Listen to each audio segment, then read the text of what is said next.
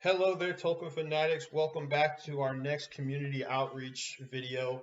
And this time I have two very good friends coming from the northern states, and we have with us Mr. Josh Parrish and Mr. Richie Sanders. So, guys, say hello to the crowd. Hey, Hello. All 40 something subscribers right now. Thank you guys for subscribing. I know you guys are actually active subscribers yourself, so I appreciate that. You're welcome. So yeah, guys, tell us a little bit about yourselves. Whatever you feel like, personal, hobby wise. I think Richie, you wanted to go first. Go for it. Or Josh, I don't remember who. Sorry. All right. I'm Josh. Both of us are from the Spotsylvania, Fredericksburg area in Virginia. I myself started collecting because I was a fan of the movies. Yes. There weren't many. It was almost 11 years ago now that I first got my models, but I got them as a little hobby for when I was laid up during surgeries. Oh. And I did do a few games in the Springfield area back when there was a Games Workshop store up there. But then, obviously, jobs, college got in the way. Um, I only recently just restarted, mainly because Iron Hills came out. And I needed someone to play with, so I dragged my friend Richie here. And dragged him straight into the hobby and made us both poor. Is that Financially wrong? poor, but emotionally successful. There you Yes. go. So I'm from the Spotsylvania, Fredericksburg area, just like he is, and I probably got pulled into Lord of the Rings 9 months ago, maybe a little bit more, and I kind of just did it to start hanging out with my friend again because work started to take over our lives a bit, and it sounded nice to just drive up to North Carolina and play a tournament.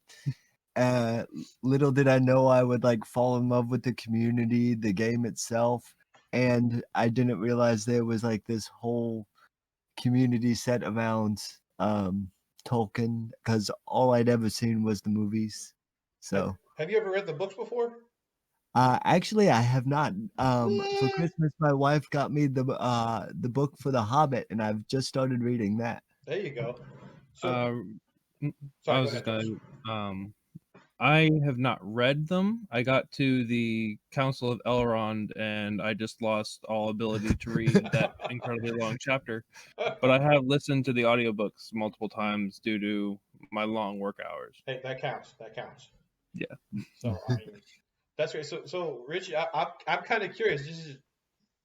You said you've watched the movies, but you really never were like into Tolkien until recently, or Well, I've watched the movies because I was just flipping through the channels and I saw like the beginning battles of like Helm's Deep, nice. and I was like, "What is this?" And so I just started like searching up the movies and watched all three of them, and fell in love with it. And then as I've gotten more and more into it, I found out more and more about Tolkien and the community. That sounds very much like me. So, um, for viewers, you've probably already heard this several times, but for these guys, they don't know this. I've been into Tolkien since I was in like the fifth grade. So that was back in like 2001. So that's why my name for this channel is Tolkien Fanatic. I've been watching the movies, reading the books, pouring into the lore for the last, you know, 20 years of my life, as nerdy and crazy as that sounds. That's awesome. Yeah. I also want to say this is something that we say all the time. I love the fact that you found the community and instantly fell in love with it because, in my unbiased opinion, this is the best, tabletop community in the world as far as I'm concerned. Yeah, it was my first tournament was when we both went to North Carolina for what was it, Dry Falls? Yes, Yeah, sir. Bushhead Dry Yeah. Falls, yeah. And that was my first one in almost 10 years, and it was his first one ever, and the community was very welcoming, very supportive to not only for me it was a new addition, but for him who had never played other than a few games on my dining room table. Yeah. So I think that's, again, one of the great things about the community is we're pretty open. I mean, I'll be honest. I've said this before. I want to win, but if I'm playing with a new person, I'm going to obviously scale back a little bit because I'm not going to try and come in and curb stomp you because that's going to make you not want to play the game. I think a lot of folks are that way, thankfully. So yeah, it's always good to have a little bit of a learning curve to it. yeah. So Josh, you said that was your first event in 10 years. You said you played for a while and then set it down. How long was your hiatus from the game? I started having surgery on my leg in 2008, 2009. Okay. That's when I first started collecting. I probably played a few games around 2010, 2011. Show my age. I graduated high school in 2012. Dude, So after you're not that, that it old. went to college and jobs. So I kind of just drifted away there because for us, it's like an hour and a half drive to Springfield. Right about, yeah. So it's like the only time I'd have the time to do that would be on a Saturday, and sometimes just other things took priority to it. Mhm. I still have my models from 10 years ago though. Like Mario was my first one. Yes. Richie's seen how battered my Balrog is. The first model I ever painted. He needs a little love. Is it still a metal one? No, it was plastic. Wow. But there's little bits broken off of the wings. And Oh, I got you. I've glued maybe and storage. taped the whip. I've glued and taped the whip back on at least 2 or 3 times. So He looks like he did a few rounds with Gandalf. there you go. As he fell from the crap. What's that bridge? Whatever that little Bridge bridge. Doom. Yeah, as he fell from that bridge, getting beaten up again. That's hilarious. That's a good metaphor there. Oh, by the way, you're not showing your age. I graduated college in 2013, so don't feel bad. You're talking about old folks. Like I said, fifth grade, I showed my age first. Been playing from fifth grade 20 years. I mean, more than 60% of my life has been devoted to messing with Tolkien. But it's actually interesting that you took a hiatus. I did the same thing. Right about the time that you were getting into it in 08 was about the time I was getting out. I had a friend next door whose father was like a dungeon master, chess master, all that kind of stuff. And he introduced us to tabletop gaming. And so, I mean, this was 2001, 2002, 2003 when the original trilogy was coming out and those box sets were there. And him and I played for a little while and he kind of moved on. My friend was kind of like a butterfly. He flipped from activity to activity. One year it was like boxing, one year it was wrestling, one year it was soccer, one year it was chess, one year it was swimming. So he got out of like Lord of the Rings really quick. But my friend down the street, I ended up enlisting him into playing. And him and I played until about 2008 when he started going to a different school than me. And we drifted apart, unfortunately. And then I set it down and didn't pick it up again until 2014, right after the Battle of Five Armies came out. So I feel you on the hiatus there. So I think it's interesting. Let me get you guys' opinion. This wasn't really on my question, but since you guys both went to your first event at the Dry Falls Ouroboros, I mean, you've already touched on it a little bit, but what was your overall thoughts of it? How did you think it was run? I mean, you've already spoken about the community being well. How did you think the process? I mean, I've never actually met someone like who's been to an event for the first time and had the chance to ask them. So, kind of give me your thoughts and everything on what'd you think it was like.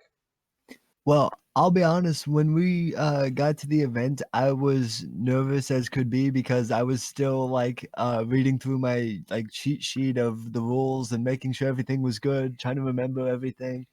And I sat down to the table to face my first opponent, and I stumbled a few times, making sure, initiatives were right, doing combats correctly, that kind of stuff. Right. And the gentleman I played against, he was very understanding, and by the end of the game, we were just laughing through it.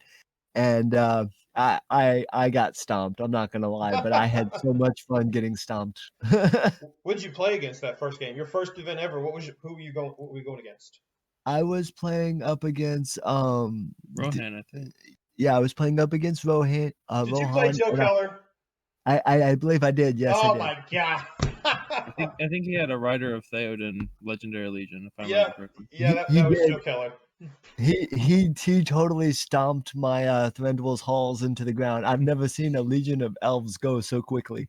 Well, don't feel bad. Joe Keller is actually one of our leaders in our community around here, and he curb stomps my ass all the time. So you are in good crowd with that, my young friend. One thing I enjoyed about it was a very interesting tournament layout. The fact that every round after the first, you added to your army. Yeah. And it slowly escalated to I think what was like 820 some points. Yes. Yeah. When we started out at 400.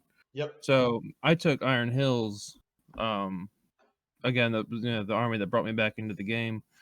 But like they're going to his cheat sheets. Me and him studied so much on the rules, and we still got things wrong. Like I knew, like I was doing regular wounds with the ballista when the ballista should have killed the person outright, kind of Right. thing. And Yeah. looking back now, I'm like, oh, I totally should have won that second round. Yeah. You would always forget like Dane was Burly and stuff like that. Dane, yeah, I always forgot to go two-handed with him. Well, that's speaking of cheat sheets. I'll give my little anecdote here. Not to cut in, I'm sorry, but There you go. I think it's brilliant that you guys have cheat sheets, and that's not only for like new players, but me as a quote unquote veteran player. I went to an event and I took Kaza Doom, and this was before the new edition came out in 2018, when you could take Gimli with Durin and King's Champ. Those were my three heroes, and I would constantly forget in practice games to use throwing axes with my Iron Guard and with Gimli. So when I went into the tournament, I had a dry erase board that I used to keep track of Might, Will, and Fate that would just erase and rewrite on at the beginning of each round. So in my top half, in big letters, I mean this was a pretty large. It was like a 12 by 12 dry erase board. So you're talking about 6 inches at least. I wrote throwing axes with like 4 exclamation points and underlined it. And I did not forget to use throwing axes in any one of those games. But every single practice game, I always forgot. So that's one thing I always have an issue with my. I'm a dwarf fan, so like the Army of Thror with all the Guardians of the King, yes, those throwing axes, I'll be just like charge in. We get to the next move phase. Oh crap, throwing axes. yes. And they're very important to use too, because even if you only get 1 kill in a game with them, I mean they've made their points up, because throwing axes adds like I'd say a point per model. So if you can kill a 10-point model and you got 12 guys with throwing axes or less, you've easily made your points up with those throwing axes right there. And it's always good for when you do it on the charge, because it can easily, if you charge enough guys into one spot on a line, say you have a Gundor shield line, and you just hammer the middle with throwing axes and you chip away 2 guys, you now have a gap that you can charge through. Right. And dwarfs like being able to get that advantage because of the fact that other than like Warriors of Erebor, they don't carry spears. So if you they may not be fast. Yeah. But as Gimli said, they're very dangerous in short distance. Yes, very true.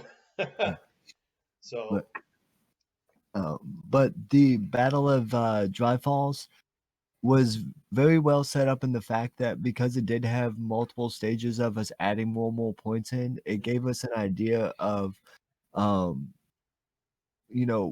many points would balance out what we could do with our army. So it gave us an idea for army compositions and future ideas too.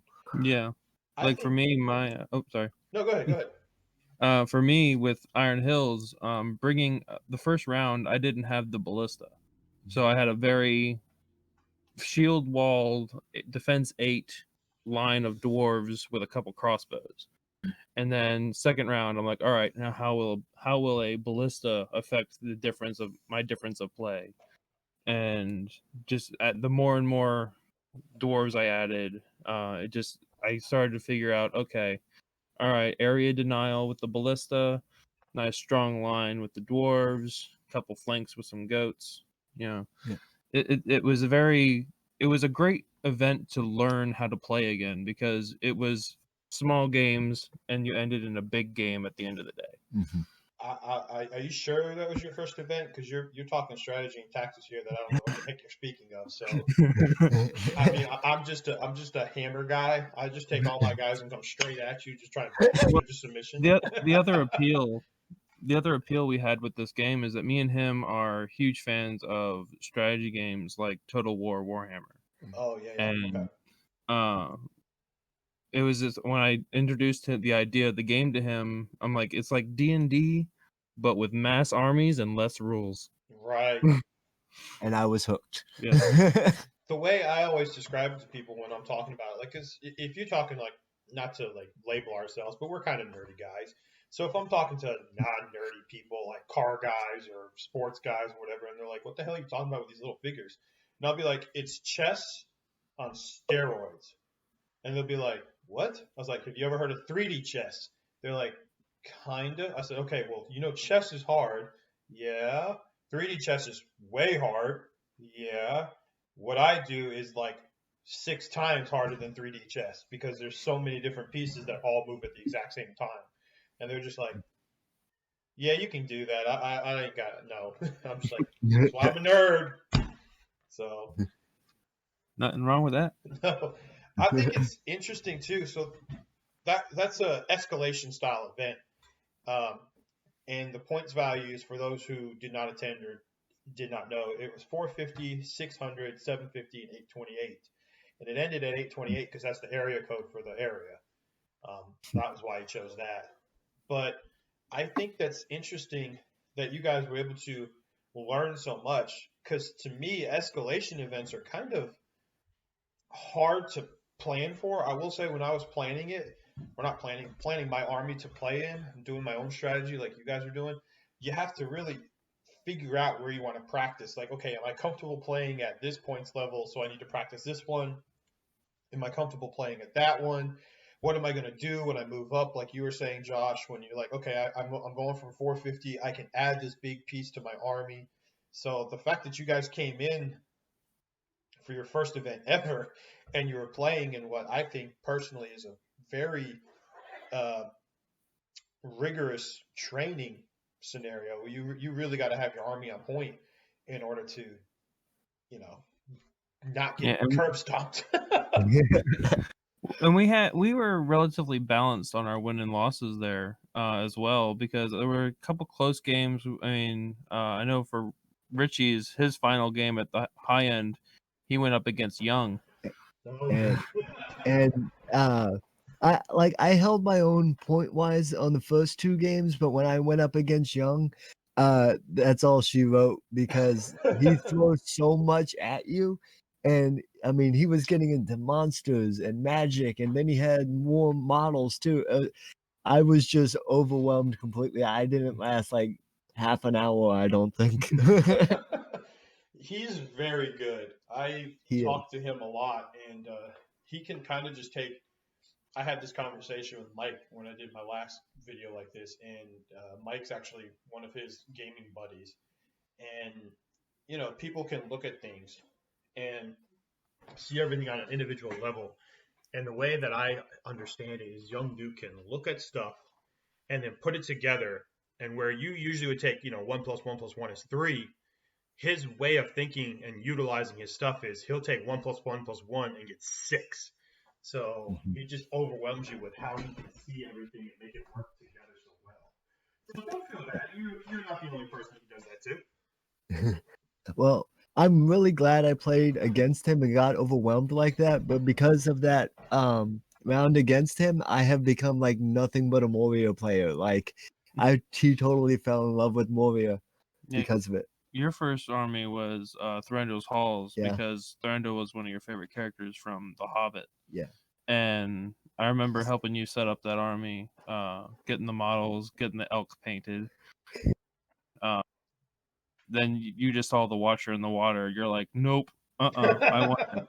It's mine. Yeah, and that is by far my favorite model to play with, just because it looks great, and he has so many abilities that people don't even realize that he has. Like, Yes. if he gets a charge off in the water, that's 14 dice coming at somebody. Yes. Yeah.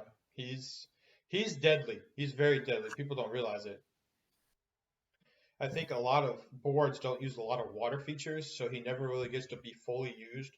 The one time I played against it in the last 2 years, it was against a more junior player, and I ended up one turn killing it with Forlong, Immerhill, and Boromir, and it wasn't even funny. I just charged in, I got priority, and I curb stomped that Watcher in the Water back to a watery grave. I've found out through trial and error with him that he's not meant to go up against heroes. If you deploy him like behind your back line and then use that reach to like bring in people off the front line behind your line, he Yep, can just turn into a blender. yep. Using those tentacles to pull them into combat. Yeah. Especially since they don't get any in the ways. You can Yep, just shoot right through your guys.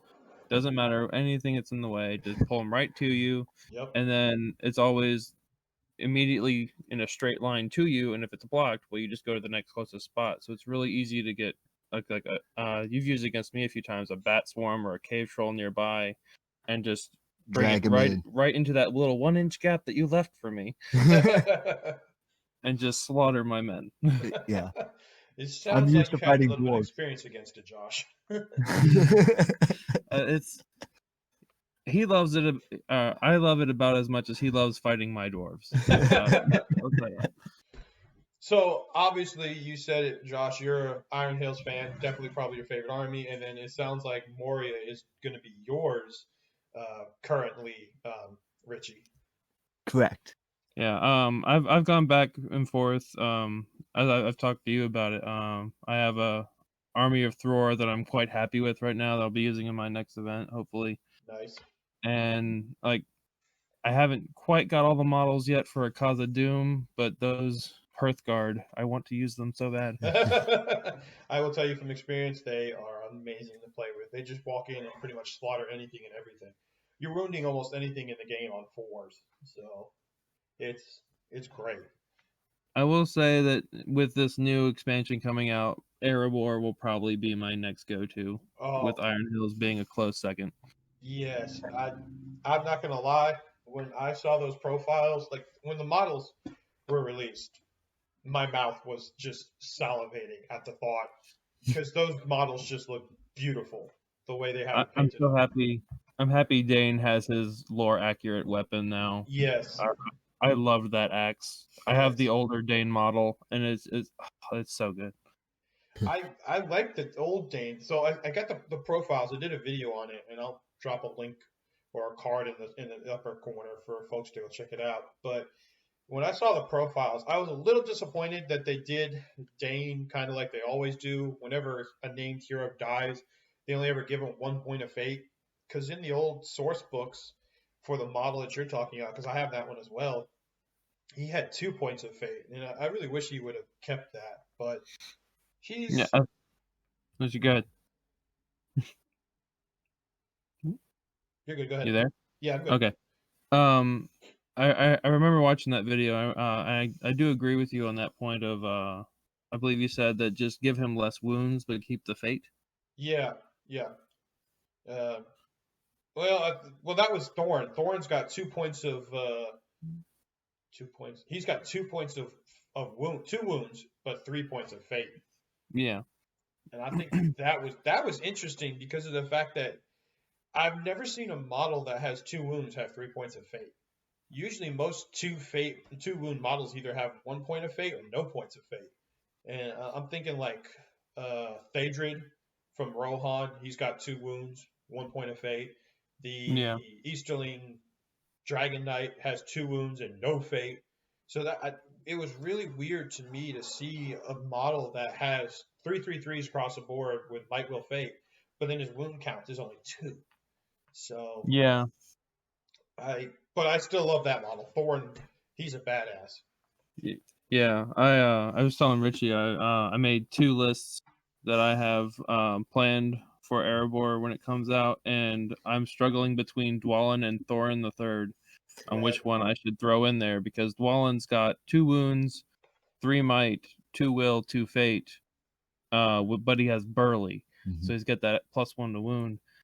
But then you have Thorin, who has 3-3-3 for Might, Will, and Fate. So, but he gets that really good might, the possibility to save a point of might. Yes.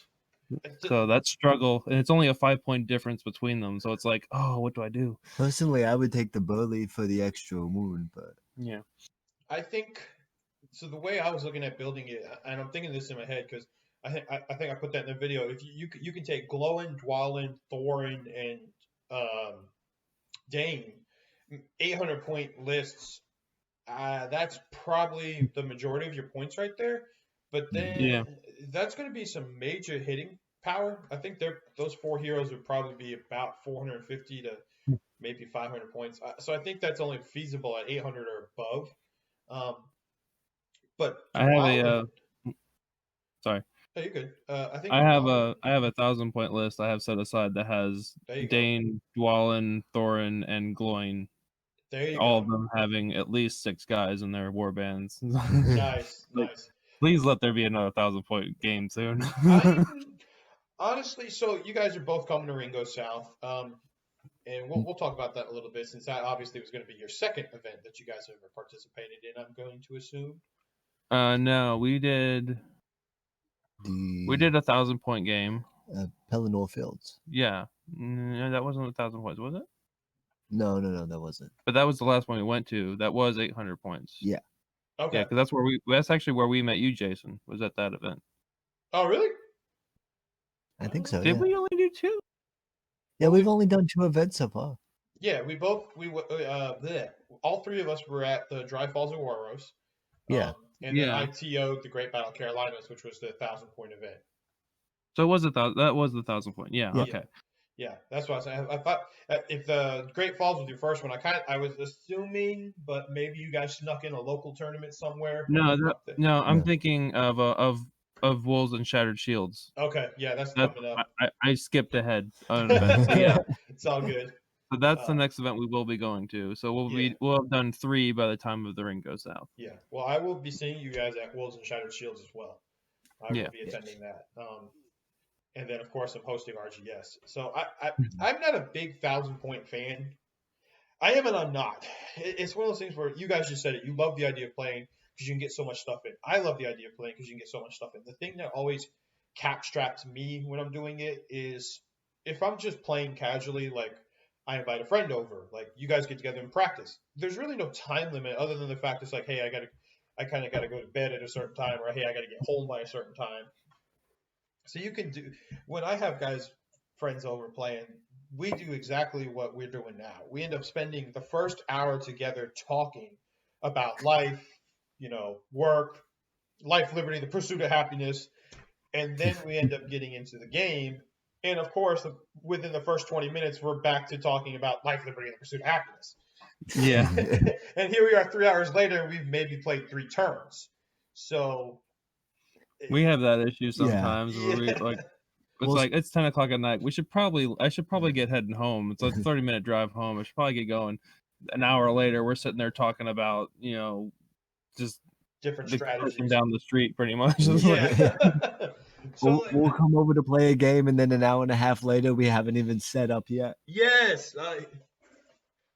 So I did a video with Dan and Joe Keller for Dan and I kind of have like this friendly rivalry series going on between his Gondor and my Easterlings. So they came over New Year's Eve, and we were going to record a video, get some pizza, have some beer, just kind of celebrate. And then they needed to leave by 11 o'clock so Dan could get back and do the ball drop with his fiance.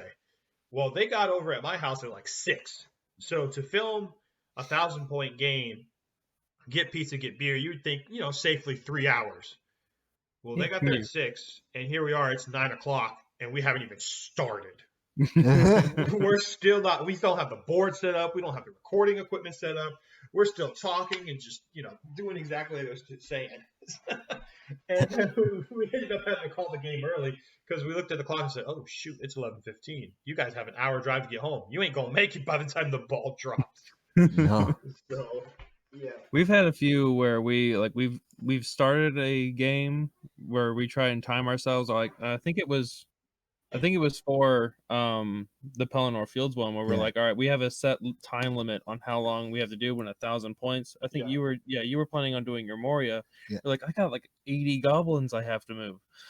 So we sit here, we're like, all right, let's try and like time ourselves, and it's like we get like halfway, we're an hour in. You want to stop and get something to eat? Yes, that always happens. That's exactly what I'm talking about.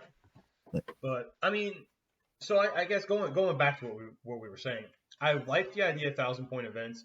The biggest thing from playing from like a veteran perspective, I like how you've done it, Josh. You scale your armies when you buy them to 1,000 points, so you know what you need to buy, and that's brilliant. I think that's brilliant.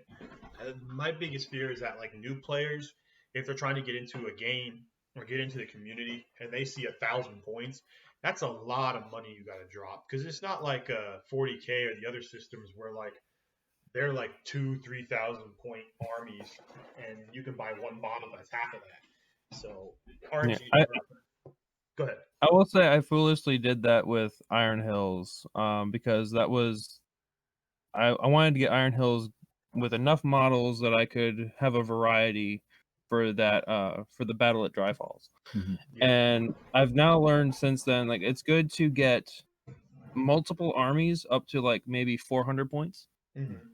Especially with the ability of alliances. Like I think I have 400 points for Rohan and 400 points for Lothlorien. Yeah. It's not the army I want, but it's an army I can play with. Right. And then just I have a spreadsheet on my computer because I'm totally obsessed with this game. Bro, you have no idea. I have a spreadsheet in price order, starting with the cheapest going to the highest, where it's like, all right, what army can I get done? Okay, well, I can finish my Lothlorien for another $50. All right, so when I get $50 set aside, I'll go ahead and buy those warriors I need. And like think of my most expensive one's Rohan, because I need like god awful amount of cav. That makes sense. It also helps if like you find a faction that you're in love with or get comfortable with. Correct. Because you can build up 1,000 points relatively quickly for one army just because you found a model you like, or you want to fill it out a little bit differently this way. I mean, as when I first started, I maybe had 600 to 600 points of Moria. By the time I was done, I've probably got 1,800 points. You have a Balrog 3 cave trolls now. 4 cave trolls, 2 bats, the Watcher in the Water. That right there is 800 points. A dragon. Oh yeah, I gave you my dragon. That's right. Yeah. So there's another 350 points. Yep. Nice. I'm a Balrog guy with my Moria, so I'm like, I have this dragon I'm never going to use, because if I use the dragon, why am I not using the Balrog? Right. So I'm like, here you go. You love Moria. Here, just have it. I mean, for the cost difference, I think the Balrog's just so much better, honestly. Yeah. But there's something at the end of the day that's just so satisfying about having a dragon melt dwarves down with a fire breath. That is true. That is kind of why I like Smaug. I mean, it's not exactly lore accurate, because according to First Age lore, the dwarves were the ones that could stop the dragons when Melkor released them, since their armor was fire resistant. But hey, might not be lore accurate, but it sure is fun to see when you melt the dwarf. Exactly. I think we did. You were thinking about buying Smaug once, and we did a little mock battle with a paper cutout of its base size, and we're just like, let's just see how badly this fire breath destroys me. I tried to space out, but you're that fly and how big he is, it did nothing for me. One fire breath, I got him clumped up in a corner, and I got one good breath that wiped out a third of his army. Yeah, I think he wiped out like 12 guys in one shot. Yeah. Oh man, that is awesome. Almost about as annoying as the Watcher. Well, let's talk about. So you were playing dwarfs, I'm assuming, Josh? I think I was playing Iron Hills with my I had Dane, Martin, and Drar. Okay, so I don't think I had a ballista on that one. No. It's funny when you talk about, I love dwarfs too. I'm a dwarf player as well. I've played almost every different faction in the game. Okay, that's a lie. I've played at least 50% of the factions in the game because there's so darn many of them now. But there was one game I had, and I talked about this with Mike, and it's probably one of my fondest memories. And I don't know if you've played around with the Iron Hills Chariot at all, but I am absolutely in love with the Iron Hills Chariot. Of course, it's a love-hate relationship because there are games where it will absolutely kill my opponent and do amazing things for me, and then there's games where it won't do a darn thing.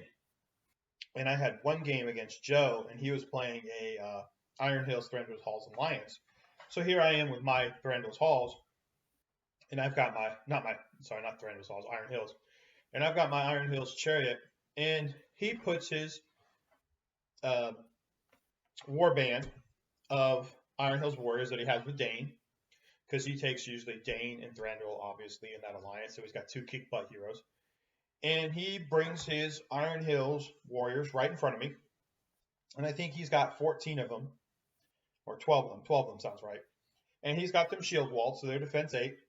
And I proceed to take my nice little Iron Hills Chariot and do a heroic march. And since when you move into base contact, you do the impact hits, which don't count as moving, and I ran over every single one of his dwarfs. I killed all 12 of them with the impact hits from the Iron Hills Chariot. That's awesome. Yes. I've debated getting it. Well, one, it's a Forge World model, so it is absolutely gorgeous. It is a gorgeous model. Also, it's Forge World, so it's extremely expensive. Oh, it's ridiculously expensive. I got lucky and bought mine right before the price increase. I think it's like $160 now. Yeah, it's something like that, some ungodly amount. I've debated it because it is something I've seen YouTube videos where people did replays or battle reports for it, and it I think it gets 3 hits on a charge. Yep. Well, when it does the impact hits and it moves in, it's 3 strength 6 hits. 3 strength, yeah. And I think like Harad has their chariots; they only do 2. Yeah. The Khanda's chariot tiers. Yeah. Yeah. They get 2 strength 4 hits. Yeah. So it's like it can just absolutely just shred. And it's not to mention that it gets free shots with its you get like D6 4 shots? Yeah, D6 shots with the crossbow mounted on it. Yep. My goblins would be paced if I had to fight that thing. I'm glad he doesn't have it yet.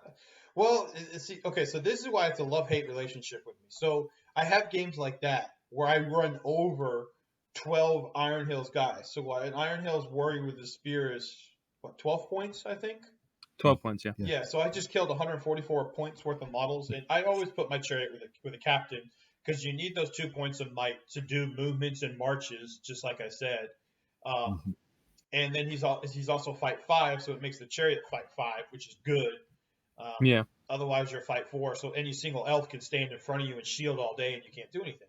Well, so if you can't charge or move with it though, you'll get charged and it won't do anything. I'll be honest. I think its biggest factor is the fact that it does those impact hits. So there'll be games I played against Dan Keller, who's Joe's twin, and I played against his Lake Town.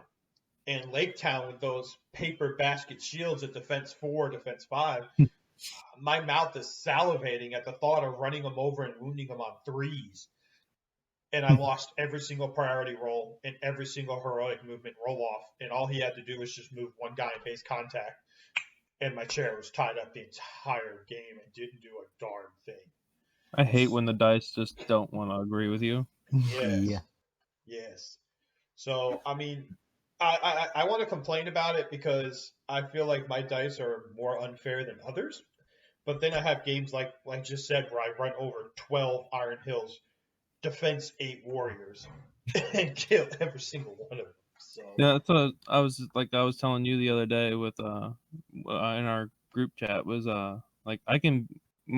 Richie's beaten me in a few games, but majority of the games we play with my dwarves versus his Moria, like I'll win most of them. Yeah. Right. But we go to these events, I can't beat anybody.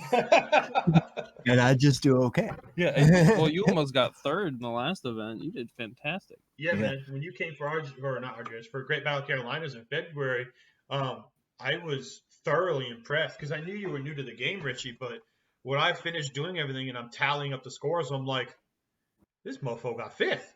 I think he's it's lying to me. I think he's pulling my strings. I'm still a greenhorn. I just like spiders and Bozak. Somehow I taught him too well. I don't know. You taught him so well, the apprentice has surpassed the master in rankings. Yeah. Well, I wouldn't say surpassed. He still kicks my butt at the house. Yeah, at home games, I win. So you need to have a little talk with Dice and be like, look, we're going to an event now. I need you to roll as good.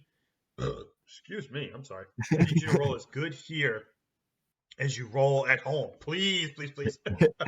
Well, we did a few things, a few matches where like he would come over to my house and he'd roll, and he would just roll trash. Oh yeah. And then I would go over to his house, and then I would roll trash. I'm like, we need to find common ground here. Need to meet somewhere in the middle.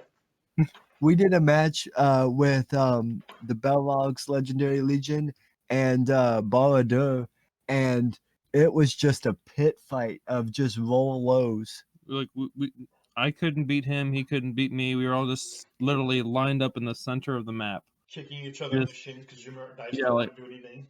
He'd kill one, I'd kill one. He'd kill one, I'd kill one. And then we wouldn't kill anybody. And this is like, okay, I think we played that match for about an hour. Yeah. And we literally got nowhere in the center of the map. If you pushed me back, I pushed you back. Yeah. We looked at each other like, you want to call it a draw? Because this is not going anywhere. I remember, I think you told me about that game where you guys played for so long it just went to a draw. Yeah, because I told you my Barador is just nothing but Black Numenorians and Morgul Knights. So my whole army's base is Terror. So he goes with the Balrog Legendary Legion, where it's a map-wide fearless kind of thing. Map-wide banner, everything. I'm just like, well, okay, you just took up my 1 point of my army. So now we're literally just bashing each other in the head. And that's hilarious. By the time we had finished out with a little bit over an hour of playing, we had pulled maybe 6 models off the board. Yeah, that was about it. Yeah. It was going nowhere. So I've had those games, and I don't know. You guys said you're both subscribed. Did you see my report on the Fayetteville event I went to, where I played with Corsairs? No, I haven't. That was your first video on your channel, if I'm not mistaken. Yeah, I think it was. It was my first one. No, I haven't gotten to watch it yet. No. No, I can't say that I have yet. I went to this event, 600 points. I played Corsairs in bar. It was one of the times. John Silverfox is what he goes by. His alias is Silverfox on Facebook, and he did 600 point event. And the way he was doing it is you needed to submit a list for a good army and an evil army if you had them. And then when you get to the event, he rolls dice for you, and depending on what he rolls, that's the army you're going to play, good or evil. So I was very confident in my good army because it was the Fairy Rangers Legendary Legion, which I did pretty good at Dry Falls. My evil army, because I'd never taken them to an event before, I'd only used them for narrative scenario battles, was Corsairs of One. So I did several practice games with Joe, and Joe just cursed on me, absolutely destroyed me. I could not roll higher than a 4 in any game. There was a situation where I had 2 of my heroes and a couple warriors against one guy, and I needed to win so I could heroic combat off of them to go and do some big plays, and I would lose the duel roll and then lose the roll off. So I was completely and thoroughly and utterly just I don't want to touch these guys. I don't want to play with them. Why? So I even sent a message to John can I switch evil armies? I just got my butt curb stomped 3 times. I mean, it wasn't even close. These were 11-0, 12-0 victories for John every single game. I wasn't even scoring VP. And I barely was wounding any heroes or barely wounding any models. He's like, well, unfortunately, it's already past the deadline, so you have to play with that army if it gets rolled. He's like, but you have a chance to still play with your good army. And I was like, all right. Fingers crossed I get to play with my good army. Well, I go there, and of course, I get to play with Corsairs in bar. And after all these crappy practice games, I proceed to have 3 kick-ass games where my lowest scoring victory was 5-2. That's awesome. So I ended up winning the event. Going, I think it was 11-3, 11-1, and then 5-2 were my scores for the 3 rounds. So I know exactly what you mean when you're talking about your dice not doing a darn good thing for you, and then you go to somewhere else and they can't roll anything but 5s and 6s. I mean, there was one point I threw like 8 dice, and all of them came up with 5 or 6s. And the guy's just looking at my dice and looking at me, and this is about an hour into the game, and I've done nothing but roll hot, and I'm like, dude, these are Games Workshop Mordor dice. These are Games Workshop One Ring dice. I can't see with these. This is just how they are. And I was like, no, I know. It's just, I was like, I felt so terrible at one point because I was like, the one guy was literally just picking his bottles up and putting them in his dead pile. That's how bad that's how good I was rolling. So, Yeah, I think at the last event, the Great Battle of the Carolinas, there was one incident where I was fighting Last Alliance, and Gilgalad on a horse charged and knocked Dane prone. Oh god. And I'm like, oh no, this is gonna hurt. And he rolled nothing but 1s and 2s on about 8 dice. Yeah. 8 dice. He rolled about 1s and 2s. He took a picture of it, and he's like, I can't believe that. Was that Michael Haynes? I don't recall his name. Okay. Yeah, because there were But two yeah, guys ahead. There was Michael Haynes and Marcus Hammond. he had Gilgalad, Kieran, Kieran? Yeah. Elendil, and Isildur as his heroes. I can't remember what they played, but it was one of those two guys. So they both scored pretty well, though, so don't feel bad. No, he curb stomped me on. I think that was my Lake Town map that he's got me pinned up against one of those piers. It was just like, oh no, this is gonna hurt. Was that second game? The second round? Yeah, that was the second round. That was Command and Control. I think was that scenario. Yeah. Yeah, Capture and Control. Yeah. The first round, I ended up playing against a guy that bought Cause of Doom, and I singled out his hero, and I had the Watcher in the water because we were playing on the Shire map, so he was in the little river, and got the charge off, got to roll the 14 dice. Out of the 14 dice I rolled, I had one that was above a 3. Oh, doesn't the Watcher in the water, does he have any mic points? He has one. He has one mic. Yeah. And typically I save that just to boost up a roll. Like if somebody rolls a 5 and doesn't like might up their fight, Yeah. then I use it to make sure that I get it just so he doesn't take any wounds. Because after his wounds drop to half, his attacks get cut in half as well. So he loses a lot of power. Right. So yeah, you don't want to take wounds. I remember that. That's the one downside to the Watcher is once he starts taking wounds, he's kind of like the Dweller in the Dark, where the Dweller in the Dark, no, not the Dweller in the Dark, the Gullivar. Gullivar's the same way. Once he starts taking wounds, his attack power goes way down real fast. Yeah. So, there's just some models you kind of have to lean back with, and then they can really shine. Not everything's made to be up front and center. Very true. Very true. I play Arnor. I'm not sure if you guys are familiar with Arnor much, but Melbeth this year is one of those types of models where you just don't want to put him in combat. You want him to be back there because his special ability is the old version of the Channel Fury, where when you channel it, you've got to 5-up saves. So you want to use his 6-inch bubble. You got to have him well placed, but you want to have him hidden behind at least 3 ranks of guys, in my opinion, so he's not getting commanded out by magic or picked off by spells. Because Arnor does not have a lot of things going for it, but Melbeth this year can definitely help keep you in there for a while. Yeah. So what is your guys' least favorite army you've played with? Although it doesn't sound like you've played with too many. Which one's your least favorite army?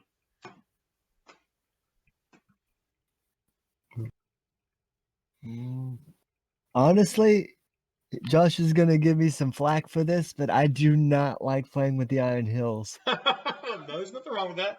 Yeah, it's just such a low model count for that 5-inch movement. Where if I play with Moria, yeah, it's still a 5-inch movement, but I can bring spiders, I can bring a warg, I can field twice as many models and spread out if I need to. But with Iron Hills, with them being so expensive point wise, and then having to sit in that shield formation to get that extra defense, I don't feel like they're very good at like command and conquer, because by the time you break them up to deal with certain areas on the map, you already lost in another area.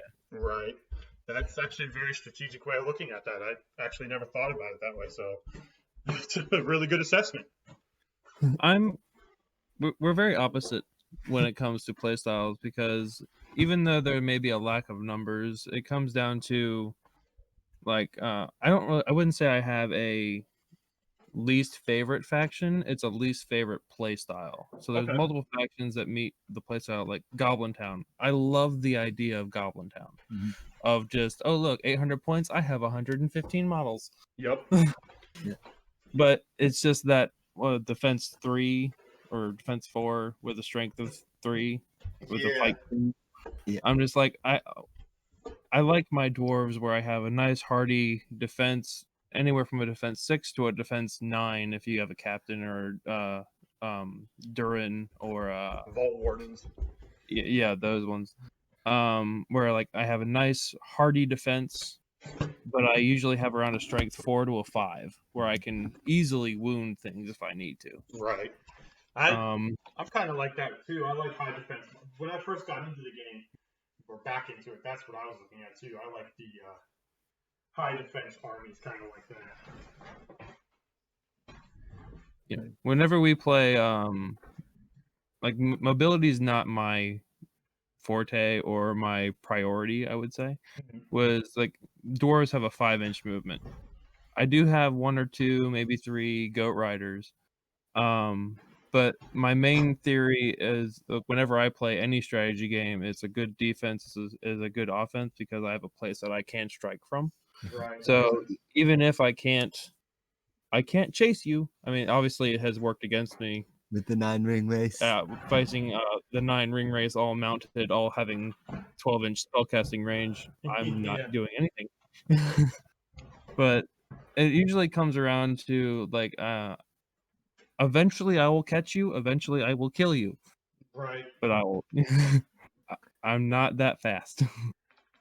Well, and there's a few things that you can take with Iron Hills too to help mitigate that, or with any dwarf army that moves slow. Most slow-moving armies have something to mitigate that, like Goblin Town, like you said. So the thing that mitigates that is just the fact that you have such vast numbers. You don't care if you send 40 guys to one side because you've got 40 of them. You got mercenaries and the Goblin Scribe that can just pop out of nowhere. The Scribe is great. And then you said it, Richie, when you're talking about like 5-inch moving guys with Moria. Well, you've got spiders and warg riders and stuff like that you can bring in, or warg marauders. And he loves his spiders. Oh my god. Spiders are amazingly good glass hammers. When they can get their charge off, they can hit like a freight train. Well, I've got Dozag and Ashrak now. Both I had to get from like Russia and Italy, but because of that, I can make them the fight of like a troll if I want to. Right. And yeah. So you're Enraged Beast, and then you have the reroll any dice that doesn't wound with your venom backs. Yeah. So one way or another, my spiders are coming for heroes. I will say I went to Nova in 2018. I'm assuming you guys haven't been to Nova Open, obviously. No, Nova was actually the first event we wanted to go to because I think we started playing in August of last year. Right. Was it last or the year before? And August, I'm like, hey, we got the our main thing. The reason he did Thranduil's Halls and I did Iron Hills was that there's a doubles event. Yes. And we're like, oh, like this is a fantastic idea. Like, you know, I have 400 points, you have 400 points, and we can like just 2 on 2. Yep. Obviously, it had been canceled due to COVID, but sadly, it's been canceled again this year. But yeah, unfortunately. But that was our first thing. Was like, yeah, this is the biggest event on the East Coast, but why not? It's our first event. Why not? Let's try it. So I will say I got back into the game in 2014, like I said, but I didn't actually play a game until 2017 because at that time when I got back in, it was right after the Battle of Five Armies was released. I was coming out of the the base movie theater, going back to my barracks room, and I'm like, man, that's such a great movie. Peter Jackson doing it again. You know, despite people hating it, I look at things differently when it comes to movies and stuff, and I love the movies. And I was like, I agree. There's this. Oh, yeah, of course, you love Iron Hills. But there is this. I was like, there's this game that I used to play when I was like a kid, and it was by Games Workshop. Does that still exist? So I go home, jump on my computer, and lo and behold, it does. So I do what any good nerd does, instantly Google where the closest Games Workshop is. And then the next day after I got onto Liberty, I drove my happy butt down there and went and hit it up. And of course, as soon as I walked in there, the guy's like, 40K, 40K, 40K, 40K. And I'm like, Lord of the Rings? And he's like, ew, who plays that? And I'm like, well, apparently somebody, because y'all sell the stuff. And they had this one little like half shelf of stuff. And I bought the Hobbit book because at that point it had been changed from Lord of the Rings strategy battle game to Hobbit strategy battle game. And for like the next 2 years, all I did was collect models, buy them on eBay, put them together, paint them, and stick them in storage cases. And then when I got out of the military, I moved back home to North Carolina, and that's where I met Joe and Dan Keller and the Carolina crew here in Charlotte, and I've been playing ever since. So, yeah, when I went to Nova in 2018, back to my original point of my story, I played against a guy who was playing Moria, and he had Druzag and the Spider Queen, and he enraged Beast the Spider Queen, and that thing just ate my army, ate my Imrahil, and at that point you could have anybody allied together. So I had allied in the crazy monkey twins, Eladin and Elra here, for their 6 points of might for my army. And the enraged beast Spider Queen ate Imrahil, ate the 2 twins, and then went 8 Forlong the Fat in 3 turns, because he heroic combated off of my Forlong the Fat in turn 1, and then went 8 Imrahil, and then the next 2 turns he went. Yeah, he was freaking starving. Oh, but let's just say I got my butt thoroughly trashed in that game. And that was round 2, and I was coming off of like an 11-3 victory in round 1. Like, hey, I'm doing pretty good at this. I'm on table number 4. It's nice. I'm in the top 8. Boom. Now you lose 11-0. I'm like, okay. Humbling moment. Take my ego and just light it on fire. Like, my whole goal with the tournaments is always just to place higher than Josh, because we're competitive against each other. We always have been. And since we've been playing, he's always like been sending me pictures of like the player's handbook and stuff like that, so I can remember, what armor beats out what strength and that kind of stuff. Right. So when he ended up with like the wooden spoon last tournament, he gave me the beginner's guide so I could start thumbing through it and reading it. Actually, I already had the quick reference sheet, and I remember I went back, sat down, I put it right in front of you, said, "Now you don't have to keep asking me for rules." Oh, that's hilarious. Well, I guess Richie, you got that one. So which one of you guys scored higher at the Dry Falls event? That one, I think we both were we were 22 and 23 ranked. Yeah, I was 1 above you. Yeah. Oh. But we had equaled out on our wins and losses. It came down to the who had more victory points. Yeah. I think you had more victory points on that one. Yeah, I had like 2 or 3 more than him. So Richie's got the 2-0 advantage head to head when it comes to tournament placings. Yeah. But you're what, like 20 and 2 when it comes to home fights? Home fights, I've only won twice against him. He's beat me 21 times now. Something like that. Yeah. So. Hey. And I changed my armies. You're always Mario, though. Yeah, that's true.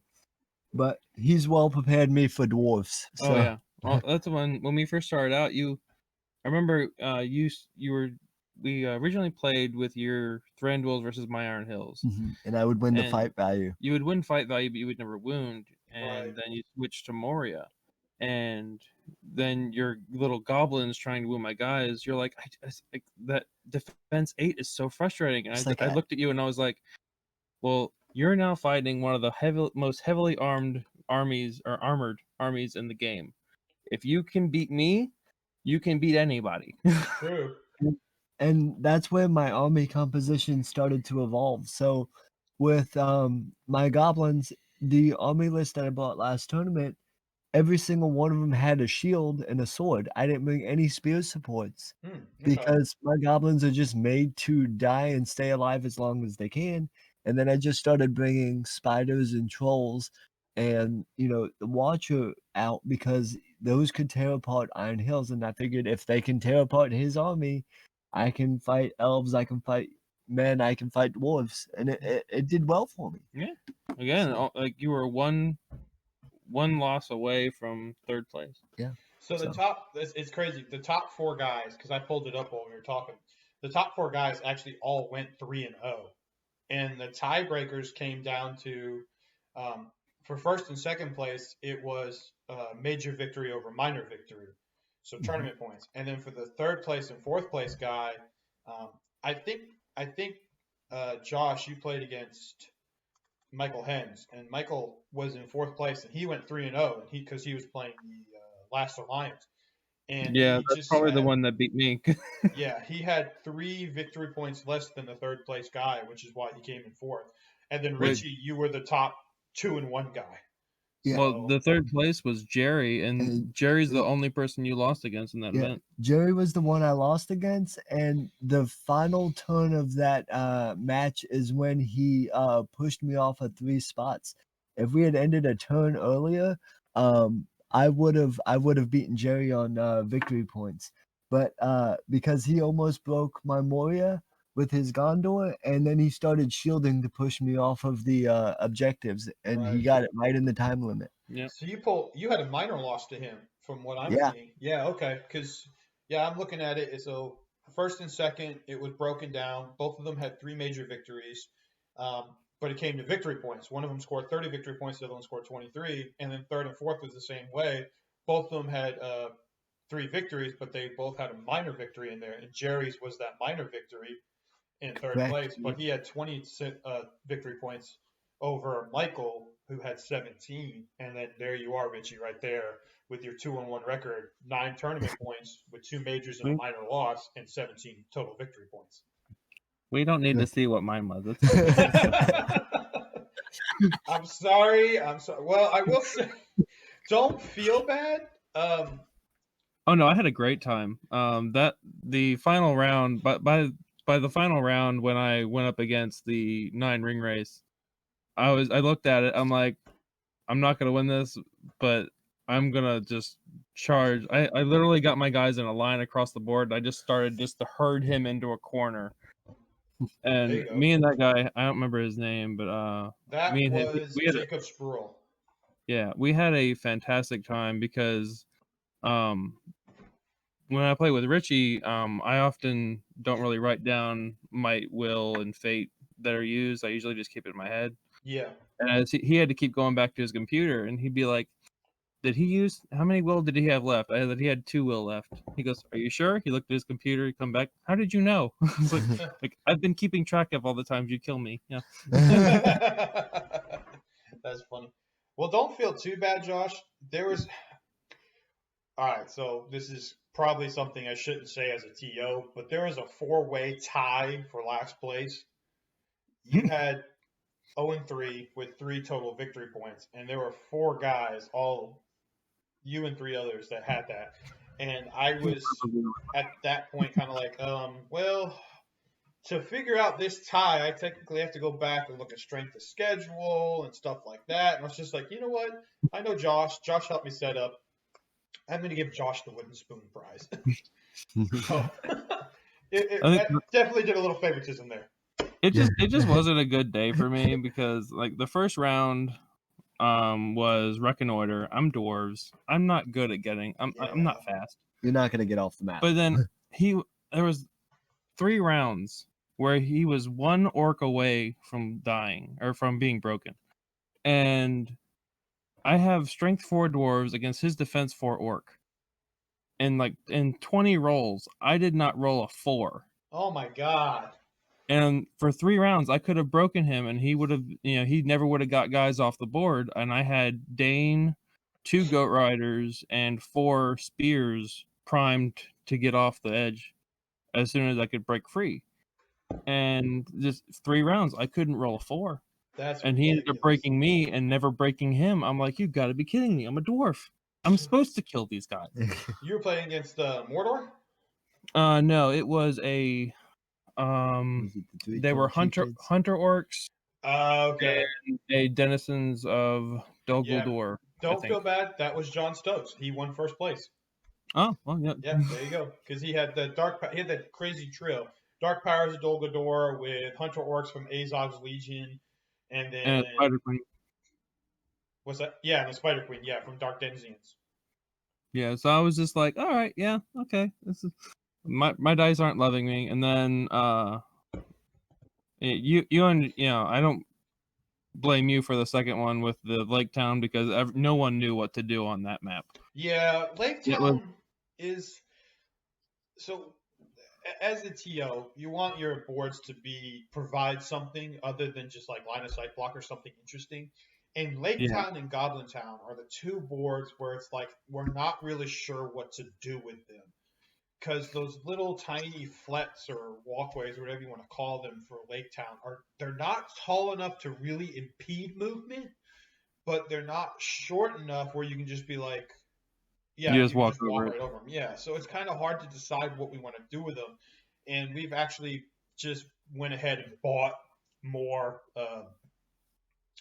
Lake Town houses, and we're just going to fill that board out because you played on it. Most of this terrain was right there in the center. Yeah, and it was a weird mixture of trying to, with a 5-inch movement, get an even movement spread if I went up and over up here, and then you had that was the Lost Alliance, so he had three heroes on Cav, so then trying to maneuver them through there was also difficult. So Right. and that one was my closest match because I think that one came down to like 2 or 3 turns. That one was my most even one, and then the third round just against the 9-ring race, I'm like, okay, yeah, I can't. At 5-inch movement, they move 10. I'm never going to catch them. I feel like swarm-based armies would have a good advantage on Lake Town. Yeah. Because they can spread out. Even if their movement does come in half, they can get into places where somebody that brought a 30-40 model count versus 80 Yeah. can't get into. But I really wanted to get the Watcher on Lake Town just because that would have been I fun. wonder why. Yeah. Imagine that you just pop him right on the edge of the town. Like, okay, yeah, no one's going on that side of the board. Well, because no one ever thinks about the water features in that, and with the Watcher out of the water, he's only got like a 4-inch movement. Yes, he's very slow. Yeah, but when he's in the water, he's like a freaking jet ski. Yes. Well, and that's actually a good thing you brought that up. I would have never thought about it until you said that because we played that as a frozen ice board, but it is ice is water. So if you were to bring it on and were to have asked me if he would get his water bonus, I would have to say honestly, as TO, ruling it in favor of that because ice is just water. So I think we discussed that actually when we were helping you set up because I brought yes, up you a few. did. Yes, you did. Yeah.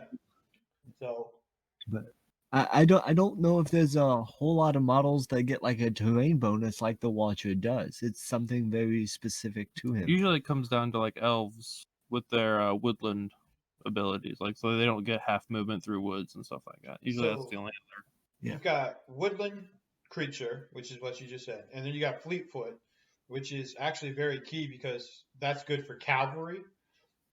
Where normally cavalry move through woodland terrain or difficult terrain, they're quarter movement, but Fleetfoot basically means that if they're moving through the woodland terrain, that they move regularly. So that's great. And then you've got Cave Dweller and Mountain Dweller, and then of course the Watcher in the Waters. And spiders ignoring terrain. Yeah, they just crawl right over it. So there's not, but you don't really see a lot of Cave Dweller or Mountain Dweller coming into handy. And then difficult terrain for like woodland creature. Unfortunately, with the boards that we own and possess, I mean, you guys saw most of our boards were set up for that event, and we've got like what three freaking Rohan boards. So, Yeah.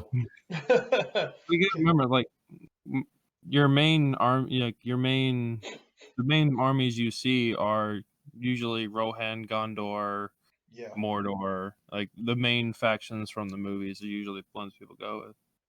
Because when our boards reflect who we fan. I mean, if you think about the boards we had, so obviously you said it is the Pelennor Battle of the Pelennor, So the first board was the courtyard of Minas Tirith, and then the second one was Pelennor Fields, and then the third one was Osgiliath. So that's all Minas Tirith right there, and that's Dan Keller's favorite army is Minas Tirith. Yeah. Then we have 2 Rohan boards, which is Joe's favorite, although the boards are mine because I'm also a huge Rohan fan. And then we have Lake Town, we have Bree, we've got Goblin Town scattered in there, and then we've got the Mordor, like you said, and then the Shire, because the Shire is a really popular board as well. And that Khazad-dûm board you had for the last one. Yeah, I actually made that one just for the event. Me and Josh were drooling over your Khazad-dûm board. Like, Really? after that tournament, Josh has been building his own now. Yeah. After seeing that, it reiterated my desire to build a board. Yeah. Going back to where we started with like our fascination with the game. My favorite movie was the Two Towers, with the Helm's Deep battle being the most climactic thing I had seen. I remember watching that when I was little. Yeah. With my dad. My dad was watching it. That was one of the first movies I actually remember watching with him. And I always wanted to build a Helm's Deep board. And I had, back when I was having surgeries, I bought 2 of these really big blue foam boards. And I would place my models on it as a scale and measurement. What's the word? Tool. Reference. Reference. There you go. And I drew Helm's Deep and the mountain on the blue boards. And then I would measure them, had all the walls and everything mapped out. But then life happened, and I never got a chance to build the board. So after our last event, with stimulus check and then tax returns coming, I had extra money set aside. So I'm like, I really want Helm's Deep, but like we never do a siege kind of event. Yeah. So I figured building a board that me and him could both use would benefit us. My wife would get her dining room table back. And so I carved up the boards, and I've sent you a few pictures of the current progress of it. Good. I'm probably about half done. I still have to finish up the ramps and glue some rocks in, and then base the whole thing. Yeah, from what I've seen, it's looked very, very good. I've been very impressed by what you've done. I'm hoping I still have to buy like 4 more bags of modeling compound. but I'm like, I'm hoping to have it done and able to be used if you all need it. Yeah. I will definitely take it for Ringo South if you don't mind bringing it, because as you know, I mean, I put that out there in the event packet, and then I did my Ringo South video breaking down the event packet. It's going to be about the travel of the fellowship. So I'm trying to set the boards up in a way that kind of shows the Fellowship of the Ring. So I want like my number 1 table to be the Shire because that's where it started. Then my number 2 board is going to be my Bree town because they moved to Bree. Unfortunately, I don't have a Weathertop? Yeah, that either. But I don't have a Rivendell board, so I can't put them on. I can't make a Rivendell board. But I definitely have a. I've got my Mines of Moria board, and then yours makes a very good like Khazad-dûm board with what you're doing on it.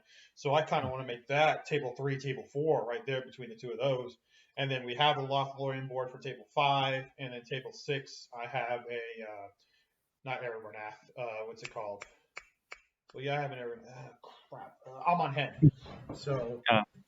I think that's kind of how I'm doing it, because I mean I like themed stuff. If you guys haven't picked up on that before already. But there was, I totally missed the one thing I wanted to say about it. The fact that it was inspired by your board because I wanted it to reflect our 2 play styles, because Moria. He loves Moria. I love dwarves.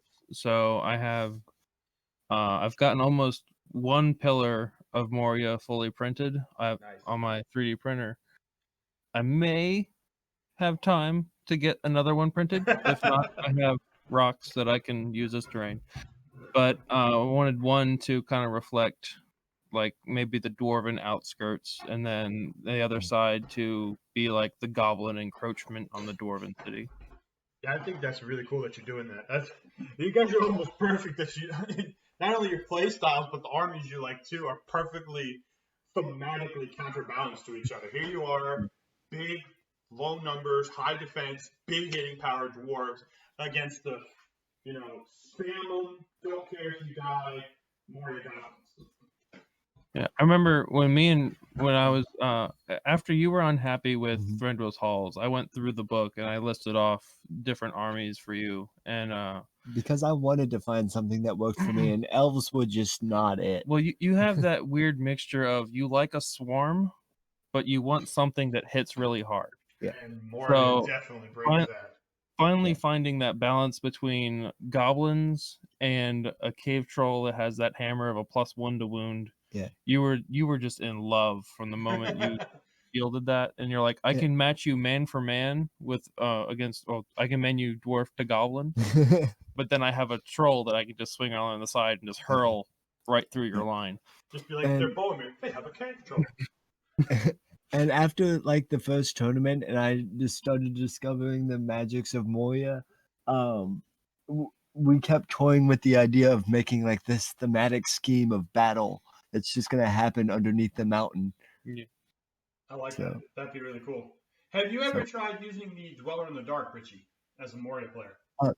So Josh actually has one that he's let me borrow time for time, and I brought him in the Battles of the Carolina, but because everybody got scared of him, a lot of times what I would use him as a sacrificial pawn, even though he was like 75 points, if I put him out on the side by himself, everybody would send their hard hitters over to that side of the board, and then that would give my Watcher and Trolls and Spiders just free reign over the rest of the army, and I could just mulch them while they were dealing with one model. Hey, do it. I mean, if that's what you got to use a guy for, I'd say go for it. Like in the last round of the tournament, I was fighting Mordor Morana orcs. And, and he bought 3 troll chieftains. Well, oh, okay. I think you must be playing Chad. Chad Black Eye Opens. Yeah, he was the TO for the and the organizer for the Dry Falls Auroras or Ambush at Dry Falls.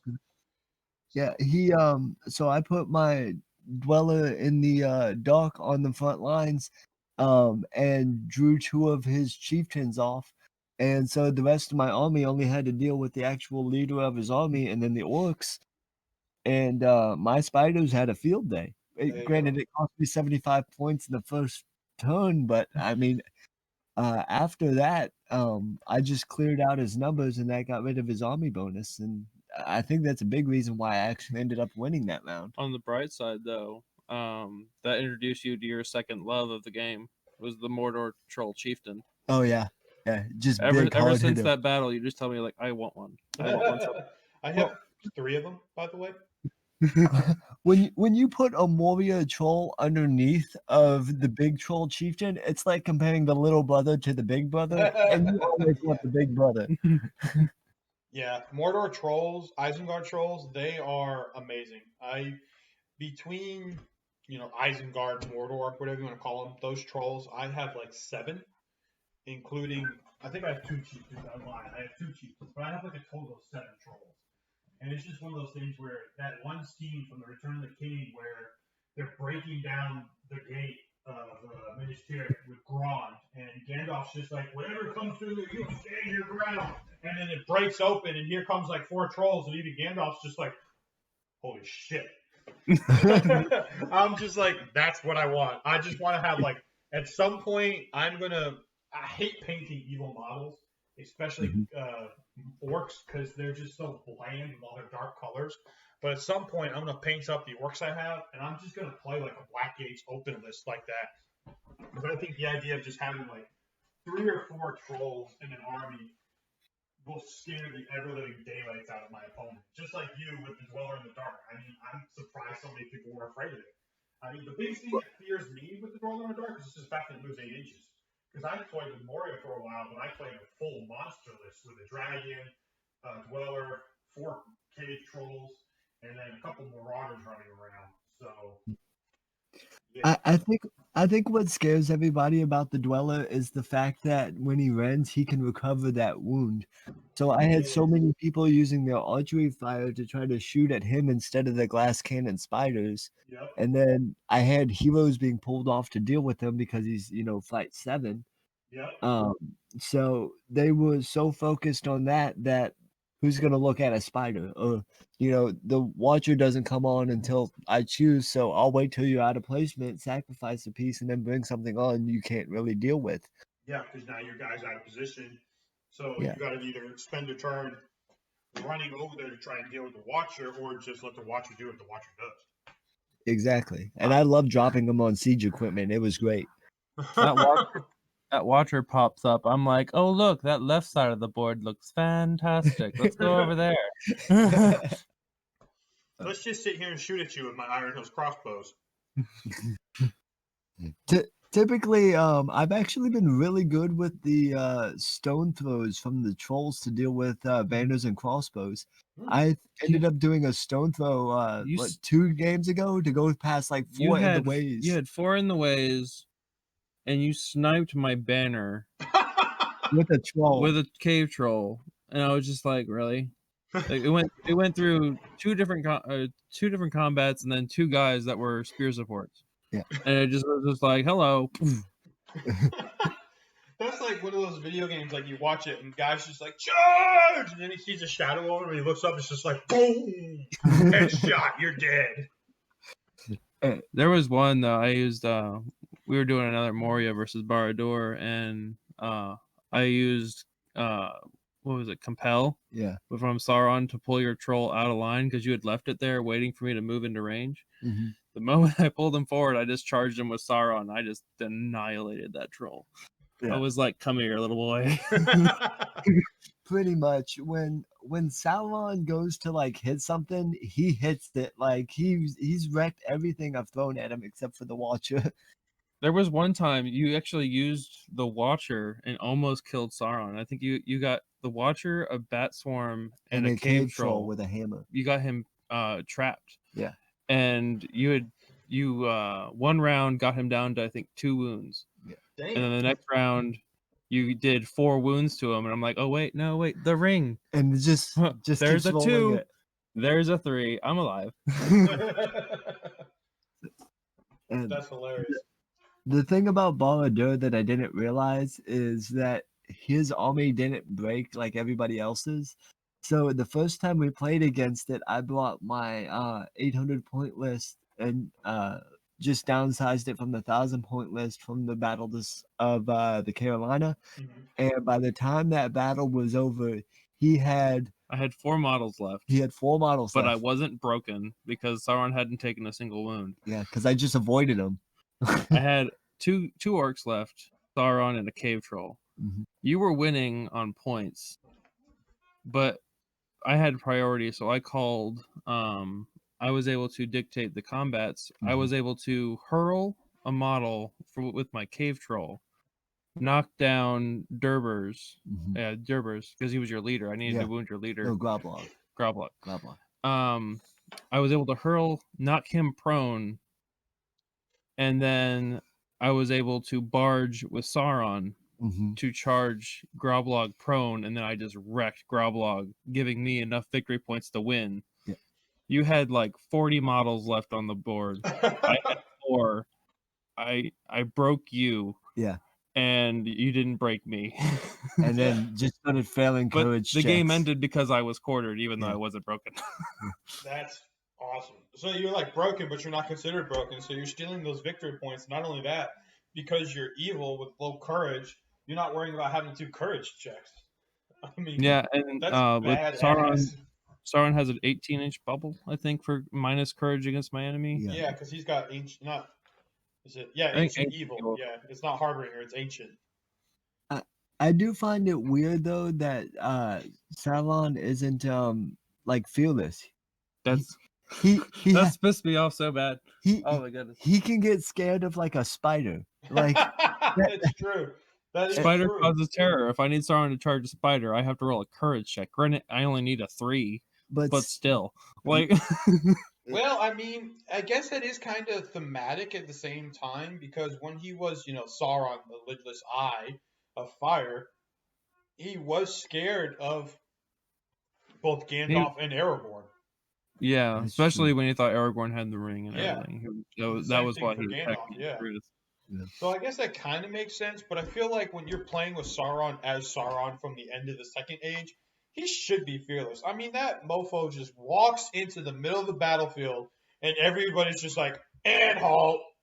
Well, I He's about to remember waste us. I commented to you about I think I thought he should have had the Balrog's fearless bubble for orcs around him. Like, how are you not going to listen to Sauron when Sauron tells you to go attack a guy and you're like, nah, it's scary. I'm not going to do it. Yeah, I You're kind telling me of have to Sauron's agree not with that. scarier than that spider you want to charge? Yeah. I totally have to agree with that, just because of the fact that we know from the lore it was Sauron's will that drove the orcs and held everything together. As soon as he went poof when Frodo destroyed the ring, all the orcs were just like, ah! So I mean, it said so even in the book. They threw down their weapons. They killed themselves, slew themselves. What is it called? Skewered themselves on their own swords. Jumped into the pits that were breaking. So I mean, his will was what was driving him. So why does he not have that fearless bubble? That doesn't make any sense. I completely agree. Like as soon as you told me that, and I'm just thinking about more specific to that. I'm like, yeah, why, GW, why? There's always a few of those little rules scattered around that I've always kind of like, but why? Like you think that Numenor, their defense 4, 4, defense, 5 but they with can go up shield, to yeah. 5 with a shield. But then you have a Man of Gondor who's a 6 who can go to or 5 that goes to a 6, Yeah. and then 7 with shield wall. Like, yes, it is like a 3,000-year difference, but I don't think it's that big of a difference. Most of your man-sized armies are, defense 5 going 6. Apparently, it took them 3,000 years to figure out how to upgrade armor to heavy armor. Wow, that's a huge technological jump right there, guys. 3,000 years. There's always been a few where I've never understood the reasoning for their heavy armor and shield giving you a defense. I think it was with Thorin recently, the Thorin the Third, where you have Dwalin with heavy armor is defense 8, but then you have Thorin the Third with heavy armor and a shield is defense 8. Like, shouldn't it be 9? Shouldn't it be 9? Yeah. If heavy armor was all one thing. You would think. Well, you would think that. So I mean, it says so in the book. Like upgrading armor is +1 to your to your defense. Yeah. Shield is +1 to your defense. Heavy armor is +2 to your defense unless you already have armor. Then it becomes just a regular +1. And then heavy dwarf armor is +3 unless you already have heavy armor. Then it's +1, or you have armor which is +2. So it's kind of weird how that works. I don't know. Maybe Dwalin has heavy dwarf armor for all we know. I know there's only one character I know who has the armor, and I love it. It's Durin with his heavy mithril armor. Yeah. It makes him defense 9. Yeah, okay, so I just looked at Dwalin, the champion armor. It says he has heavy dwarf armor. So that would make sense. Yeah. So I mean, I'm guessing that a standard defense hero is usually defense 5 or defense. Well, you'd think it'd be defense 4. Well, yeah, I guess defense 5. That's where it's like they don't always match up. No, so it's they always really don't. But it's not like a major difference. It's just like one of those things like it could be a little bit better. Yeah. Well, I mean, let's look. Keely, Feely, and Balin all on the same page. I'm looking at the Hobbit, armies of the Hobbit. They all have heavy dwarf armor, and they are all defense 8. So switching to the next page. Okay, there we go. We have Bomper with heavy dwarf armor, and he's defense 7. So why is he 1 point less? That doesn't. You think he'd be more with all that blubber? Exactly. Same thing for Ori, heavy dwarf armor, defense 7. And then on the same page, Bofur and Bifur are both defense 8 with heavy dwarf armor. It's glowing goes back up to 8 too. So. Yeah. He could just be spilling out of his armor and like the fat is just rolling out, so that's what he stabbed. It could be. I don't know. But it's only those two guys that are defense 7, Bumper and Ori. But the rest of them are all defense 8 with their heavy dwarf armor. I don't know. That's weird. That's weird. I guess the new Thorin has heavy armor and a shield. Yeah. It's weird because this is supposed to be like a base value. Like men or warriors are like strength 3 is base, defense 3 is base. You give them armor, it goes to defense 4. You give them shield, they go to defense 5, which is what Numenor is. Then if you have defense 3 and they give them heavy armor, like with a warrior ministerial, like you were saying earlier, there's your defense 5, and a shield makes them defense 6. And then usually heroes are like 1 point better in each direction, unless they're like old, like Balin, for example. He's only strength 3 because he's old. Well, that's Or the new reflected- Bane. Yeah, exactly. He's only strength 4. So Only strength 4. hey, he's strength 5 is Lord of the Iron Hills.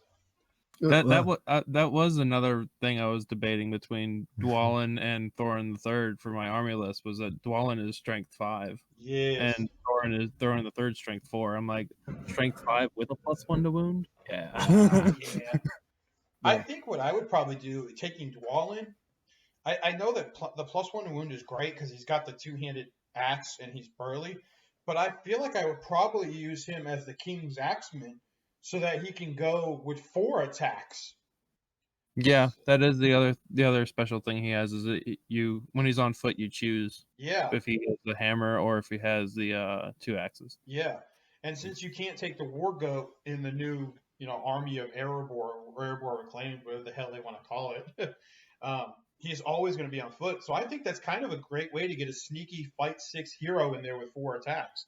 Yeah, you're not going to have that knockdown ability because he's on foot, but maybe you get an extra guy or 2 in there to surround him. So, Well, It just made me. I just thought about it. He is the Gimli for Erebor now, yeah, because much. that's Gimli's thing, is that you get to choose.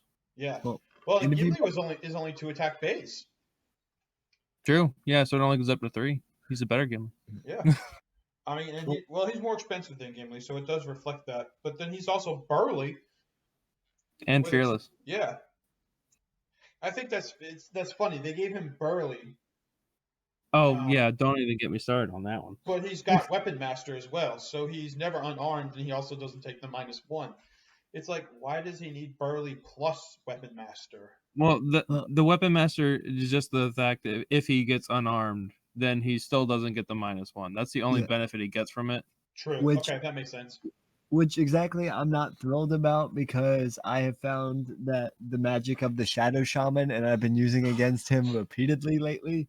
So the fact that he can go unarmed and still be armed is a nightmare. I take it back.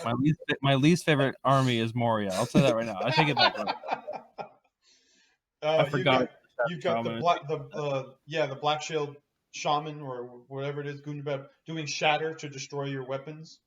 Yeah, We had a debate because who was it? your orc captain for Isengard. Yeah, Maher. He went to shatter one of the sword. He went to shatter, and he said swords. In the profile, it's listed as two swords. So So I think we it's had one, I like think. a 30-minute debate on if it was he loses an attack and loses 1 sword, or if he loses both swords and gets that -1. And Because the description of shatter is that it destroys a war gear, but the Correct. war gear is listed as 2 swords. So Correct. it's like, which would it be? We had like a 30-minute discussion about that. So we never did figure it out. That's one of those things. So as a TO, I've never been asked this question, but it's interesting as you bring it up. And I was kind of hoping that something like this would come up when you started talking about it. In my opinion, the reason he's given 2 swords is that's how he buffs his attacks to 3. Okay, because he's like that medium tier hero. You got Lurtz. Lurtz is a big named hero, just like any other big name hero. They get 3 attacks. Aragorn, Boromir, they get 3 attacks. Well, Maher gets the 3rd attack for the 2 swords. Now, it doesn't directly say that those are tied together. So if you were to shatter one of his 2 swords, I would still say that he has the ability to fight with 3 attacks. I think to get FAQ'd. I think that was the result we agreed on, was that we would destroy one sword, and he would just go down to 2 attacks instead of 3. Right. Yeah. Well, see, and that's what's funny is I'm looking at. You say that for the weapons master thing with shoot, we were just talking about Dwalin. Dwalin. Well, you have to shatter him 3 times because not only does he have the 2-handed axe, he also has 2 axes. So you'd have to have 3 successful shatters that aren't, resisted in order I to think ever you only make get- him go. You have 3 will, so Yeah. good luck. Yeah, like he's 50 points, but he's good if you got to like shatter a banner or you've got a captain with the sword because then he only gets a -1 to his attack. But if you go with named heroes and try shattering, Well, like with Durin, they have a lot more if you gear. just shatter his heavy mithril armor, he drops from a defense 9 to who knows God what. So you would take Like- -3, so defense 6. Yeah, so you drop from a defense 9 to a defense 6. And- You're now wounding on, say, like 6s instead of 6s by 5s. Yeah, if I get my 6 strength troll on him with a hammer and he's defense 6, then You're wounded on 4s. yeah. Well, So- think about it this way too. This is how I've always thought about using the shaman: is instead of using it against heroes, what about enemy monsters?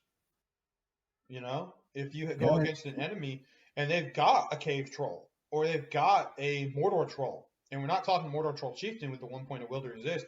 We're talking just a Mordor troll. I mean, they come with one axe, one sword, or whatever's in the Mordor troll. So you shatter that. Now you're talking about a guy that is, most trolls. The trolls are fight 7, but you've just taken away his sword. So now the highest he can get is a 5, because now he's going to suffer the -1 penalty for being unarmed. Mhm. That'd be great against your cave troll with your hand and a half hammer. Yeah. Instead of using it 2-handed, shatter it. You're now go from a +1 to wound to a -1. Yep. I've never fought like a whole lot of evil armies, but yeah, that's a great point. Yeah. Because he typically goes good guy armies, and the biggest threats in them is typically the heroes. Here's a lore question that just popped into my head. Can you shatter the One Ring? Probably not. I think it even specifically It's a war says- gear. I don't know. I haven't read it. Oh, it's a just special popped in my warfare, head. though. I think it says something like that. It's not affected by stuff like that, I'm pretty sure. Good. It better not be, because that'd be like plot hole. Why didn't we just get a Shatter Shaman? It's like Can plot you- twist. Eagles are a great idea, but Shatter Shaman, boom, we're done. Let's go home. Well, it's funny you should say that, but eagles are another one you could do that against. They have like claws and beaks. Well, if you shatter their claws and beaks, they're That'd be like I think they're like fight 8 or something like that. Fight 7, I think. 7. I'm thinking of the trees. Fangorn. Fangorn's fight 8 with Treebeard. But I know- still, I mean, you got beakless, clawless eagles flying around trying to like smack you with their wings. That's just funny to picture. Yeah, I Not even know. with a stiff breeze. Yeah, that was another thing. You brought a Shatter Shaman for the first. I think we played 2 games with that. I was like, nope, I'm done. I hate you. I'm not talking to you for like a week. That's Yeah. hilarious. And it didn't even work more than once. You only got it to work once, but just the fact that it was there pissed me off to no end. Because you had to keep backing your heroes out of range of it. I think I had Saruman. Yeah. And I would like move him into range, cast a spell, and then try and get him to get as far away as possible so he didn't shatter his staff. Oh yeah, that's what I was about to say. Imagine shattering the staff. Yeah. Yeah. There goes your So- 3 point of will. Yeah, so I was just like block line of sight, get as far away as possible.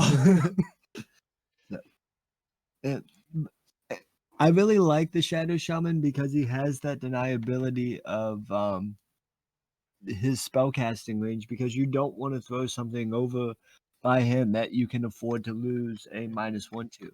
Yep. Like if you just throw regular soldiers at him, he's good to and easy to handle. But if you throw a hero or, like you said, a monster creature at him, there's always that chance they're going to come out with that -1, and that's for the rest of the game. Correct. But that also forces you, with the shaman yourself, to decide how you want to spend. You only get 3 will points. Yeah. So do I want to waste it on maybe destroying some of these foot soldiers' weapons or their shields? Mhm. Or do I want to try and save it and remaneuver to where I can use it in a more advantageous position? I don't think I'll ever use it on foot soldiers unless we're getting to like the end of the game. Or it's just Because in a position maybe where that's the only thing you could do. yeah, unless my hand is like really forced to, because I'm paying an additional basically 5 points, a whole nother goblin, to I think there's a YouTuber, I think Tabletop Gaming, Mhm. where whenever he reviews profiles, that's how he measures how points have changed. Hmm. They've gone up a whole 2 goblins worth of points. That's I funny. was just like, oh, that's an interesting way of thinking about it. So I think talking about that shaman, he's a tool. So it's pretty much one of those things where maybe you're not going to be able to use him overtly offensively, but just having that presence is going to force your opponent to move differently. It's like having a ballista or a Dane, anything like that. Psychological warfare. Yeah, it's psychological warfare when maybe you don't ever even throw that shatter. You end the game and you still got all 3 points of will. But the fact that you made your opponent, maneuver differently and put his, risky pieces in position. And it's not always heroes. Again, if they've got like a big monster piece or something like that they have to maneuver around, or a heavy hitting elite troop. And now you're sitting here with the possibility of having that shattered and doing exactly what you said, -1. So that psychological game that you can play with your opponent can actually very much help you. You could use it as like, all right, I'm just going to run my shaman in this direction. Oh, hey, plot hole, I'm moving to the left now. Then your opponent's just like, oh shit, I got this guy coming at me. He's going to shatter. So Can the shaman go on a warg? I don't believe so. I don't think he can be no, he mounted can't. because he's a black shield. I'm thinking of Isengard, aren't Yeah, I? I'm yeah. thinking of Yeah, Isengard. Isengard and Mordor. But honestly, the biggest reason I'm doing the Shadow Shaman is just because of the pure bliss of breaking like an iconic hero's item. Like if you get to shatter like Narsil, Yeah, Aragorn sword. Aragorn sword, or the mace of Sauron, it just blows the game out of the water for me. Like just breaking those significant items is just nothing but fun for me. Oh, look at that legendary sword of Gondolin. Bye bye. Yeah, Glorfindel's armor, the armor of Gondolin, that would be cool to kill. Yeah. Because that would be actually really good if you ever played High Elves and you were playing against him.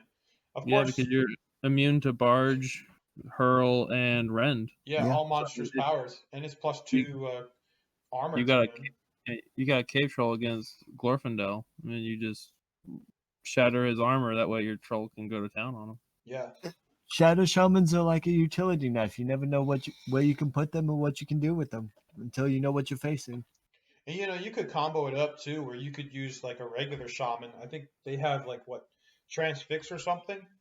They have On a um 5. they Fury have and transfix. Fury and Transfix. Yeah. So think about it. If you're potentially throwing another one of those regular shamans, or maybe even two, and this is a potential thing to think about, you might only get 1 or 2 chances at throwing that transfix because it is a high cast rate at a 5. But you could use that on a hero and make the hero sap his will, so to speak, by resisting it if you're successful, and then come in and shatter something. So think about it. You got 2 regular shamans and then a shadow shaman. So you 1 turn throw transfix with the first shaman at say Aragorn. He has to resist it, spends 1 or 2 points of will. Then you come in and do it again with the second shaman. He has to resist it again, so now he's out of will. And then you come in and shatter, his sword with the shadow shaman, and you can do that all in 1 turn. Yeah. And then there goes Aragorn's, not only his ability to kill everything on a 4+, but also now he's got -1 to his dual roll for the rest of the game. And That would be that 4+ crazy. is what really scares me. Yes. I have one. I have an Aragorn. Let me finish my Minas Tirith build. I'll fight you. I got him mounted too.